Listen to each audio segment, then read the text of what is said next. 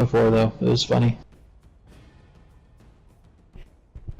Yeah, regarding Back Alley, the guild master doesn't like our guild too much because, or like me too much because I had posted a poll not mentioning her at all. I'd mentioned that some of the top trading guilds were using ghost traders, and she saw that and she did not like it. I don't know anything about it. I can't stand that they actually allow that stuff in the game, but people get away with it. To be honest, I don't sort of really get like the massive tradings and all that sort of stuff when it comes to actually high guilds. I'm mainly just a laid-back character that's just finished the campaign finally, because I never got really a chance to do it until now. And I plan on actually doing the next part, which I am up to. Oh my god. Everyone can say it. I'm such a dum-dum. Oh, was it inactivity? Is that why you got logged out? Yeah, it was inactivity. I'm running my mouth like a geyser out of control, and like okay. Of course. So I'm very sorry about that. I didn't even think about it. No worries. I wrote my notes poorly. I just started with just some bullet points just to be organized, and then I started adding more shit to it that I didn't need, and I'm like trying to skip past that. So I'm sorry if I wasn't paying attention. Okay. But what I was really getting at is, if you look at what people are in terms of potions, foods, beverages, what's hot for raw materials, finished materials, everything for crafting. I mean, it sounds silly, but that's the stuff that gets consumed constantly. To be honest, it doesn't actually sound silly at all, considering that despite the 2 weeks I've been playing, I've seen so many crafters out there, it's not funny. It's the reason why I made my character a split. I don't want to really go into like some of the really hardcore vet dungeons or anything like that. My character is mainly just to be a fuck around character that has part tank so I can at least survive some attacks when I'm grinding. It's got part DPS so I can kill the enemies as fast as I can, and then I've got the crafting aspect to it, which is based on my gold money. There's some top sellers in the game who built a character did exactly the way you describe it, just strictly for farming, and being able to do it on a hybrid build because you can handle anything. But the only thing I'm sort of lacking right now is skill points, but once I get my ESO Plus tomorrow, the first thing I'm going to be doing is not making money, I'm telling you that. First thing I'm doing is finding every single Sky Shard in the game, thanks to a website. Well, that's a very long process. It is, but it is worth it, plus it also gives me an achievement for this game as well, and you are talking to an achievement hunter as well in the game. Oh no, I have competition, Dave! I'm ranked 15 or 16 so far. You got a long ways to go. There's plenty of achievements. Hundreds of hours. Thousands of hours. So... Hey, I was a 2-year Warframe player who played basically 24/7 on that game. I don't think it's going to be any trouble with this game. No, not if you enjoy it and you play it a lot. Rift, I got a question for you. How do you communicate the effectiveness of using a guild trader to a larger audience? So this is a bit off topic. You're talking about trading on the individual level, which is it's been great information, but something I'm struggling with. We've split into a social guild and a trading guild. We've always kept when we were one guild, people seem to donate. The social players seem to donate because they felt invested with each other, so they donated for us to have a trader. But now that I've split the guilds, it seems like the trading guild is very impersonal, and people don't see it as a social outlet, so they're not invested. I'm having trouble engaging people to actually deposit gold regularly, and I'm good at recruiting, but I've tried to incentivize people to recruit themselves. If they recruit 2 players per every single week, if they recruit 2 paying players, all they have to do is pay $2K for the trader, or I might even make that free, and that way it's continual growing. I've tried to get, offer classes weekly, and we're trying to simplify our message. We're going to start marketing more simply, and having less in the message of the day. But what do you recommend to engage the people that are in the trading guild, to get them more excited about trading, and then also just in picking up more members? It seems to me that people want to be part of something really big. They want to be part of a huge trading guild, but they don't want to spend the time building one. And the last thing I'll say really quickly, in a few months' time, right now I've been studying some, so I've been playing a lot, but not quite as much as I will be. We've actually already built a website for the most part, and we've registered the domain. We're going to have an e-trader where people can list their items. People can see what we have in our trader prior to them coming to us by visiting our website. But that's down the line. Like right now with a regular trading guild, what do you see? What is your advice to engage people? That's a really good question. And if I summarize kind of like what you're looking at is most of what I talked about is on an individual basis, but it all adds up into the community. What you're seeing with the 2 guilds with 2 different purposes is the trading guild is missing the strong camaraderie and social aspect of the social guild adventurers, and you're looking for ways to recreate that in the trading guild. It's a different animal. My experience with these these top tier trading guilds, I mean, they're all full of members. They usually have a waiting list. There's all this wonderful, you make a lot of money, they're on all the top locations. That's all. That's not braggery, or it's not really something to that should be held out as some sort of high standard. It's simply a nature of the game is that over time, players who just are, I'm gonna say, like professional traders. They're doing it all the time. Part of the game they like to do. They constantly have stuff to sell, and they're constantly making money. They're going to tend to gravitate towards these large trading guilds simply because those trading guilds have a big enough war chest to get what people consider the best spot in the game. Part of the, and that gets to the heart of what a dedicated trading guild really is it's a collection of small business people all sharing a marketing channel. There's no real reason for them to join together strictly as traders. I would look at a different type of community in the trading guild. It's almost, you have 2 sister guilds. You have a trading guild and we have a social guild. And there's a lot of overlap in membership between the 2, I assume.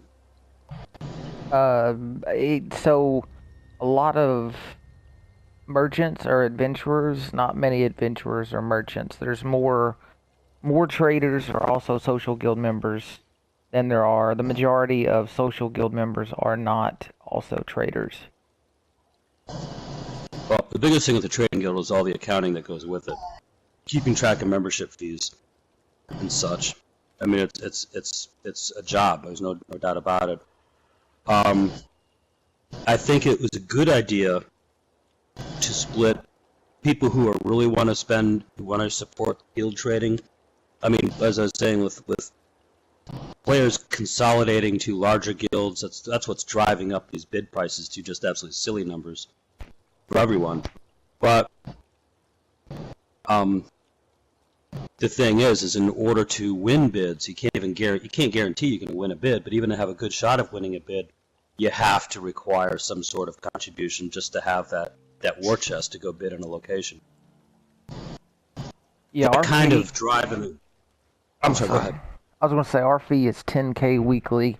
Right now, I would be happy to be, before we, what we're going to try with the website. It's totally experimental. It's unprecedented. It may succeed, it may fail, but it's something innovative that has been a brainchild of a few different people. But prior to that, I'd be happy to get into, I'd be happy to get in game. I want to be in Ralka. I don't even care to be in Mournhold, to be honest. I'll just be happy in Ralka. But until then, I'd be happy getting into, before the website, into Daggerfall. And I've secured, it seems like a month and a half ago, 2 blocks of trading guilds. No, it was longer than a month and a half ago. It was more like maybe 3 months ago. 2 blocks of trading guilds, cabals as I call them. They are in allegiance with one another, and they'll also have a guild of 50 they'll bid on multiple traders per guild. That way they can ensure that they have a spot. But they came in where we were getting it for under $1 million there, and now the last time I was able to reliably bid there, the price had been driven up to 1.5. That's where we're at. We're at 220 something members, with less than half of those actively paying. We're actually about to tonight clean house and kick probably. We got some legacy members that we're going to keep, but we're kicking a lot of people. And then we're at 10K a week, and I would like to get into getting enough people to stay in Daggerfall reliably. It's a seesaw battle, and I can definitely give you some insight into what I've learned talking to some of these guild masters, how to go about that. But I think the strength of the opportunity that you have is going to be the best thing to do for the Merchants Guild is to create new merchants. And I think we have some people right now who, I'm assuming everyone here wants to get into something that's where they can make a lot of gold. To look for people in adventurers, have classes like this, kind of get people set up to do it, help them acquire the gear, or whatever they may need to do it, and then if someone's comfortable with doing trading on a basis where they can support the dues each week and are going to have enough stuff to sell where it's worthwhile for them to do it, I think you're going to wind up. We bring people into the social guild. I mean, certainly my first couple of days in this guild's wonderful. It's just like nice people, and there's a lot of activity. It's a strong positive. We bring people into the adventurers community, whether or not they're into trading yet. If they want to learn, we're going to have people who are in adventurers who are making money doing it, willing to show them how to do it, and we'll graduate. I don't want to use the term graduate, but they will then go pro. let's say, and join merchants and be able to support to support not only the fee that you have right now, but perhaps additional money to go after some other locations. I think that might be the way to go. That's great advice, and that's reverberating what Raleigh, who's in our group now, has said. I think, and this is you want to import loyalty, the camaraderie, and the good community that you have here in adventurers, and you want to bring that into merchants, and eventually that culture will dominate the trader as well. I think it'd be a lot easier to do it that way. People in a trading guild, they get to know people, but that's not their go-to location to go do dungeons and trials and go into PvP. They have friends list and other guilds they do that with. Yeah, but you have something that can support both ways. I think that's a good long-term strategy. Unfortunately, now we're suffering from staying viable and being able to keep a trader to get near the amount of gold we get. So I think short-term, I'm just going to have to market directly to, in zone chat to get 30 to 50 more paying members and merchants. Because short-term, we are not getting the gold we need to keep a trader weekly to tell the adventurers come trade with the merchants. I mean, we've kept a trader, I want to say at least 6 out of the past 8 weeks, maybe 7. This is the first time we've lost a trader in a while, but It's frustrating, and the thing it's potentially on a trading guild because you don't have that community already.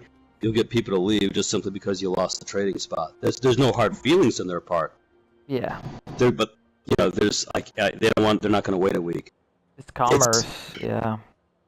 My Angry Moon, my social and PvP guild, we dabble in the guild trading, but there's no commitment, there's no requirement. It's a side activity, which is why.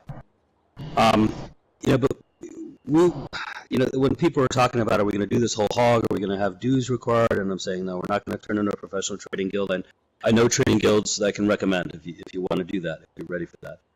But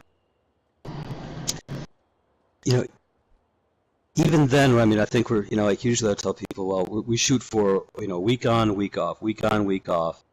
It should be supported by the people who are wanting it to happen. It's going to depend on what we get in for the donations. That works for, that's really no commitment on a trader, but we're not really doing it. That kind of works for a, for a social guild. For a trading guild, it can be the strategy, rather than saying, you don't want to imply that you're going to have, that's the best way to say it. Set the expectations for new members lower than what you actually hope to deliver. I mean, that's the old under-promise and over-deliver advice. Yeah. But saying that we want to be in better locations, so that means we accumulate dues for you'll have a trader for 3 weeks out of 4. I know that's not the best way to put it together, but that's kind of like what I'm thinking. And if you can get that 4th week, that's great. The problem is if it's being pitched on, I see a lot of guild trader ads in there, and the ads are borderline guaranteeing that there will be a trader location in one of the capitals. No one can guarantee it, and as soon as they have an issue, I mean, just people bail left and right. Mass exodus. Mm-hmm. So you almost need to start with a core of people who are going to be loyal to the idea that we're going to build this. Up. I'll tell you, just in the last 12 months, there's a lot of guilds I don't see anymore, except unless they're way out in the fringe, and there's a lot of new guilds. So there is turnover in, who's active in, professional trading, guild trader trading, which means it can be done. But I think I think the way to package it, or for recruiting purposes, it needs a different approach. One where it's I know if I can talk to people individually, I can tell them and say, look, man, the budgets for these guild traders are out of control. It's an enormous amount of money. It doesn't matter where you're at. It's a lot of money relative to the location. You've got to raise each week. It's much better to accumulate money for 2 weeks, get a great week, accumulate money for 2 weeks, get a location in another great location for a week. And if the money comes in that's better, then you're going to be able to increase the week. You're always adding more service. But it's easy to say that, but very hard to recruit. Hey, we have a guild trader, but not all the time. I mean, it's not the best.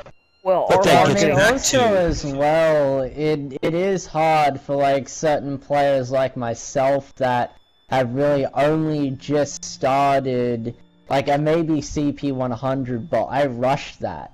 I was basically grinding those bloody anchors almost 24/7 just to get to this rank, and thankfully I had another guild. There's faster ways than doing those dolmens. We'll teach you. Yeah, I know, but that was the only thing I actually had at the time. And it was thanks to another guild that was actually able to make me the training gear to actually get that. But the thing with me now is I'm at the point where I need skill points if I'm actually going to be making gold. But what my character is now, I need to get the skill points to put in crafting to actually earn the gold. And as you guys have found out, that is a very lengthy process. I mean, I've done the main story. My only really thing for me to get is the 107 skill points, and yes, I've looked that up, from attaining all the sky shards. Now, thankfully, on my vacation, I was able to pick up the collector's edition of Morrowind cheaply as well, so I can have the sky shards around that area as well. I'm missing 2 DLCs for this game. but I won't need to really worry about that once I get ESO Plus tomorrow, because it'll give you my access to the other 2 DLCs, Shards of the Hist and the other one, so I can get basically carried per se through the dungeons, get the skill points that I need, and then I can actually start earning the gold. I'm basically at the starting stages right now, and like earning around 10,000 gold is going to be a real severe trouble for me as it is. What I do is we keep doing what we're doing right here. Like once a week we'll get together, we'll talk about stuff we can specifically go after and what we can sell it for. Without a guild trader, we're very lucky. When I first started playing this game, you either had a guild trader or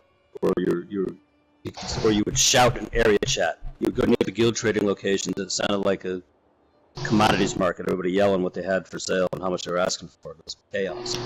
Text chat helps, but perhaps one way to look at growing the merchants sister guild is to train people up in here, get us starting to make money.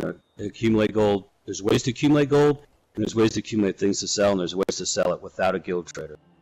And we can have another session we can talk about some specifics if people are interested. And that's how we're marketing ourselves to the masses right now. That what makes us unique is a focus on empowering people and teaching them, and that we're not a cold corporation, which I don't want to say that all large trading guilds are. I don't believe that. Some are very compassionate communities, but some are cold, and there's no community feel at all, and that's the, I don't know how effective it'll be, but that's what I want to market the guild as, where it's at right now is. I've noticed around 3 of the cold-hearted merchant guilds, I've actually left around 3 of them at the point where I was like only ranked 30. It's not where people go primarily with social things in mind. I mean, you get to know people on there, but it's strictly, all the conversations really strictly about, hey, how much should I ask for this, or is there still a market for that, or does anybody know where, those kind of stuff. It's not like playing the game together. I mean, I've run content with a lot of people in those guilds, but that was a long period of time, and there's no loyalty there, from that respect. The best way to go about it is a social guild. And we'll have some people, that really want to get involved in trading, and then we'll talk about a game plan to raise the funding, keep funding up, if that's the issue. And I think it's just right. I think it's just Witches Festival.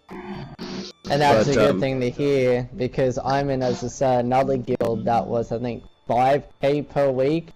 But when I first joined, as I said, they sort of gave me a little month off because I went on vacation. But what I do like about them is they're calm and collected. They know exactly what they're doing. They're both a trading and a social guild at the same time. And a lot of the master crafters also either give you tips, or if you're trying to level up a character, like I got given this training gear that I'm wearing now from that person. Like, he took the time out to, make a bow that has like the training gear aspect as my backup. He took the time out to get the sword and axe that I'm using right now as well. And what I like about them too is the training store is cheap. Like, those really common styles, I picked them all up for around 100 gold per one. So it's like actually good to see there is, good, calm, collected, and friendly guilds out there that are able and stuff like that. It's really good to see. It's how you make it, and it's all and how you make it really depends on what most of the people are like. So far, I'm impressed with this guild. But I know a couple of people in here already. But if we're going to look at really trading, I mean, if we were going to, we can talk about that as a whole on the later. Yeah. I've hijacked the topic. It was supposed to be about for the individual. I could pick your brain when you have time later about the overall archetype strategy But yeah, we really appreciate you. It ties into another issue. I know like one location of like, because this is how I started to actually farm that 4,000 gold. Was down in Stone Falls, around near the shipwreck with all those Grog enemies, those insect creatures. You just farm those in like a group and you collect the rawhide and you sell it off. The only catch is that is a little bit of a slow process, as I've sort of found out. What are you selling the rawhide for? How much are you selling for? Oh, I think I was selling my stacks for like around $1,000. Okay, they normally go for like 6,000 for a stack. Holy fucking shit! You could be selling for a lot more. Also, yeah, someone's buying them from you and selling them off for more money. Yeah, so it's a learning process. It was a learning process for me. I've been playing for about 5 months. I've built up a nice amount of coin. It's just you gotta ask, you gotta listen, and eventually you'll get it. But if you got a question about price, just ask somebody. And 9 times out of 10, if you only get one response, and you don't think it's right, that's probably because the person wants to buy it off you for a small amount, so they can turn around for a profit. Yeah. And if you have nobody that actually is going to answer you correctly that you don't feel comfortable, do your own research. You go to any guild vendor and start writing these things down, you're going to start seeing the similarities between the items that are being sold. Absolutely. And I'd recommend even more money than hide. Go to Strauss Mackay or Cold Harbor. And there's so many alchemy mats that spawn very quickly at either one of those locations. As the Rift said, that's that third category of item that people need infinitely. It's no end to it. It's not something that is one and done. And like cornflower, for example, I want to say somebody correct me if I'm wrong, but typically between 300 and 400 per plant. And if you got a stack of those, that's, a stack of 100 times 30 would be 3,000, times 300 would be 30,000, 200, 60,000. You cut a deal, 50,000. So you could be looking at, in 3 days, if you're specifically farming cornflower, 50 or 60,000, and that's probably 8 hours time, 6 hours maybe. It's not that difficult, and they're consumed constantly, as you said. And excuse me, I was hiccuping. Yeah, but to wrap it up, what can we take away from this, like right now, today, and start doing something that's going to move us forward? Is start picking up those raw mats. Whether you want to go out and pick flowers are good, or gain a little bit of XP and the leveling, and go out and farm for leather or leather. Or hot rawhide, or whatever crafting level your character is collecting at. That's how you can start to accumulate. And you can get a feel for the rhythm of rapid sales, because as you're doing it, the only outlet we have right now to sell it is in zone chat. So you want to look for things that you can collect small amounts of. Like people buy 10 cornflower at a time. And go ahead and have a number in your mind of what you think that should sell for. With about 10 minutes of your time. And go into an area chat like Belcarth, or anywhere in Vardenfell, and just offer and see if you can turn it over. If you can go pick 10 cornflower and sell it in 10 minutes, and then while you're running some quest or doing some leveling, then when you accumulate another 10 cornflower, go sell it again. That's going to be just like turning over your guild trader slots rapidly. And if you get good at doing that, we'll be able to easily raise the additional capital the trader needs to have the ability to make the commitment every week. Because it's a rare guild where all the members pay the full amount of dues, even though it's a dedicated professional trading guild. They're typically collecting 30 or 40 cents on the dollar sometimes. People just aren't online, they forget, they don't have the money, whatever. But for those that aren't making money, to jump in too, though, like as another example, just for the raw materials, one of the biggest ones that's going to come out in the next little bit is fishing, getting the perfect roll. That's big money. I've never heard of the perfect roll with fishing. You get it from cleaning fish that you collect. from fish? Well, actually, you don't even need to do that because you can sell just the fish. Just raw fish. Yep. Yeah, and the person buying it, 25 grand. And the person buying it is gambling on the extraction rate of perfect roe.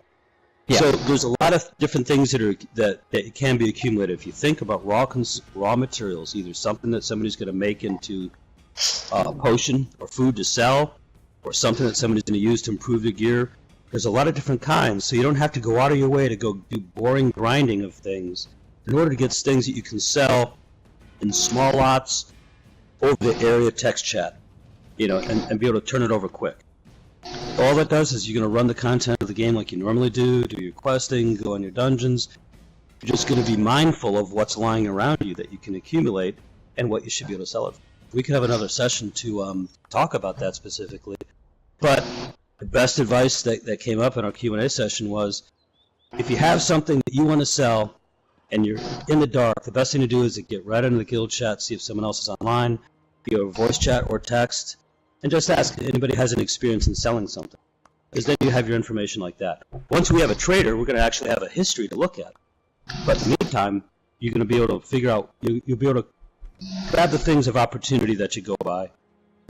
Have a good idea of what you should be able to get. I also would recommend for both the adventure and trading guilds having a Discord. Vendor, do you mind? What was that, Rift? Let him finish that thought. Oh, I'm sorry. The last thing, I'm going way too long. But the last thing is it's small quantities. We'll have an idea of just a few things that are enjoyable to collect, something we're doing along the way, and get good at turning them over fast. And it's not that you have to turn them over fast, but if you could, it's something you want to be able to sell in a few minutes of zone chat during peak hours when people play the game.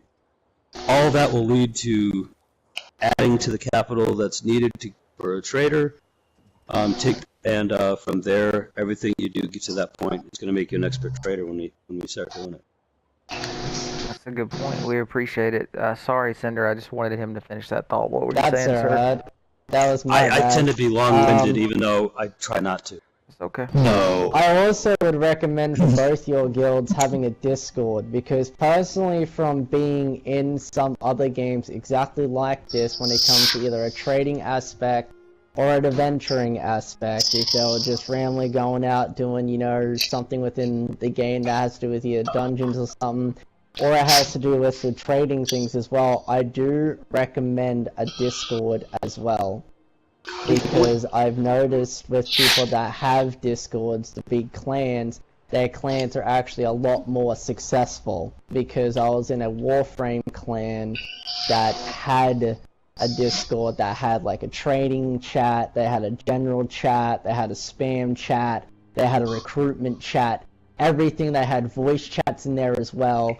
Their group grew from around 100 members to around 1,000 within a month.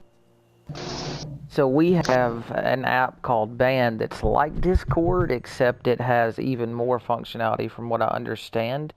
But we're at a point now, we also have two websites. We have a website for the Trading Guild and the Social Guild that are both under construction but are visible. You can see where we're heading with them, affluentmerchants.com and affluentadventurers.com. The bands, I might have to look them up.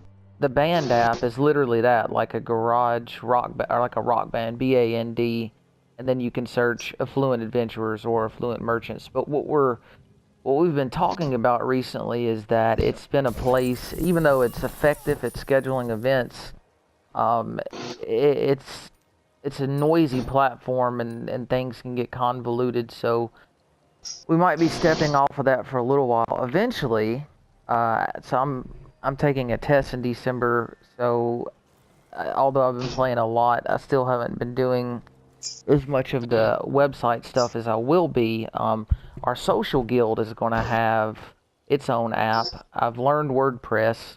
I'm going to turn the website into an app with push notifications to remind people of upcoming events. There'll be a chat room. There'll be an online status. There will be forums. There will be even a level. You'll have a level associated with your participation on the website and in the guild. The more you do for the guild socially, the higher your level. will be on the website. That's exactly what I am with Discord, one of the Pokemon servers. I mean, they have a level bot, and the more time you talk inside the chat, the more your level goes up, and the different colored names and ranks you actually get within there. I actually really like that aspect, because it's basically like a mini game for someone. People that find it fun, it's like a mini game to someone. It's actually really nice. That's a great point. Thank you for that. We'll look into it. We may not pursue it for a few months until we get our simplified communication strategy very solid. But yeah, it is something that I'm open to, having other avenues. Are you only in the trading guild, or are you in the social guild? Cinder, I sent you an invite to the social guild. I noticed that you're only in the trading. I left one of the other guilds I was in. It was 20k one that my friend must have accidentally joined when he was on my account. So I left that when I joined the Adventurers Guild as well. Alright, I'm on all the time usually, so if you ever have any questions about stuff, I'll be happy to answer most of them. But I gotta jump off. Like, this game is like my most active, so. But, thank you for us. Thank you for joining. We appreciate you. Oh, no worries. I'd stay on, but my wife is sitting patiently next to me, so I gotta go. Understood. Too late. All right, guys. You have a good one. Yeah, you too.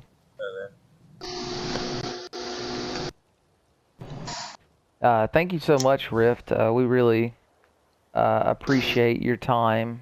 Well, I hope I didn't put everybody to sleep, and I'm sorry. Did you hear me yawn? I'm sorry. No. Okay. I broke one of my